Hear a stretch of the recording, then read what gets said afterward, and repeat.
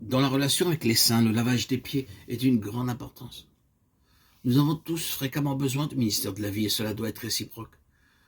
Vous aussi, vous devez vous laver les pieds les uns aux autres. Si un enfant de Dieu vient à une réunion d'église dans un état de faiblesse spirituelle et qu'il en reparte comme il est arrivé, quelque chose ne va pas dans cette réunion.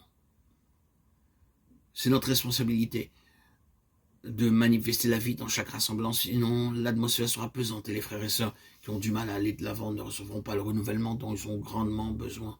Le lavage de pied n'est pas une chose réservée uniquement au Seigneur, c'est un ministère qu'il a lui-même confié à l'Église. Ce n'est pas non plus une institution d'une règle qui doit être observée à tout prix. C'est bien souvent un ministère inconscient et réciproque qui s'accomplit lorsque deux croyants se rencontrent et partagent spontanément quelques paroles, ou lorsque, après une rude journée de travail, vous rencontrez dans une réunion d'assemblée de semaine vos frères dans le Seigneur.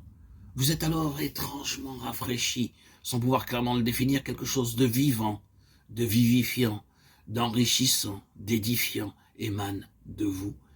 Et ainsi vous pouvez repartir avec une vigueur renouvelée. Il y a un échange entre cette force émanant de vous et celle venant de vos frères. Cet échange mutuel vous édifie les deux et vous permet d'entrer en communion pour louer le Seigneur, l'adorer avec plus de vigueur, d'énergie. Un jour, un frère assistait à une réunion d'église habituelle pendant laquelle la parole de Dieu était prêchée. Il se sentit si engourdi et si peu réceptif qu'il se demanda s'il n'avait pas d'une quelconque manière péché contre le Seigneur. Cependant, il ne put enregistrer aucun péché particulier et essaya de comprendre ce qui avait bien pu lui arriver. Mais c'est bien en vain qu'il chercha une explication. Il s'efforça alors de se défaire de cette léthargie qu'il avait envahie sans toutefois pouvoir y parvenir.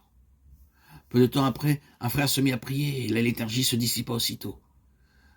Il avait été incapable de la rejeter, mais la fraîcheur de la vie qui lui avait communiqué la prière de ce frère dissipa à l'instant même la mort qui commençait à saper sa vitalité.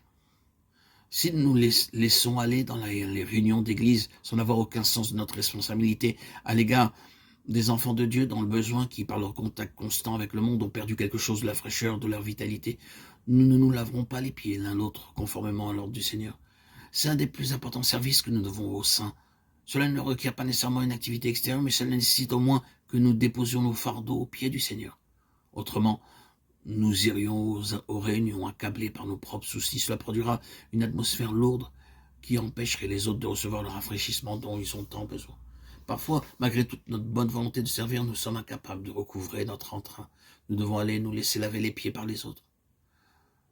Ce lavage des pieds ne doit jamais être à sens unique, car le Seigneur en a fait une chose réciproque et corporative. Il a dit, vous devez vous laver les pieds les uns aux autres. Dans Actes 18, 4 et 5, nous lisons que pendant Paul discourait dans la synagogue chaque sabbat et il persuadait les Juifs et les Grecs. Mais quand Silas et Timothée furent arrivés de la Macédoine, Paul, pressé par l'Esprit, attesta aux Juifs que Jésus était le Christ. Actes 18, 4 et 5. L'arrivée de Silas et de Timothée apporta un flux de vie à Paul, et avec elle une impétueuse fraîcheur pour annoncer la parole. Silas et Timothée n'ont rien fait de spectaculaire. Le simple fait de l'arrivée de ces deux frères a tellement fortifié l'apôtre qu'il a pu prêcher Christ avec une nouvelle ardeur. Si nous voulons partager la vie de Christ avec les autres, nous devons remplir cette condition. Il nous faut permettre à sa croix d'opérer continuellement pour libérer sa vie en nous et par nous.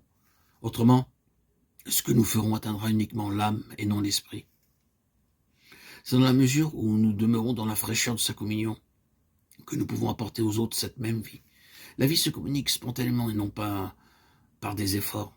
Il est vrai que les pieds se lavent avec de l'eau, mais nous ne devons pas la puiser laborieusement, elle vient à nous librement lorsque nous vivons en celui qui est l'eau de la vie.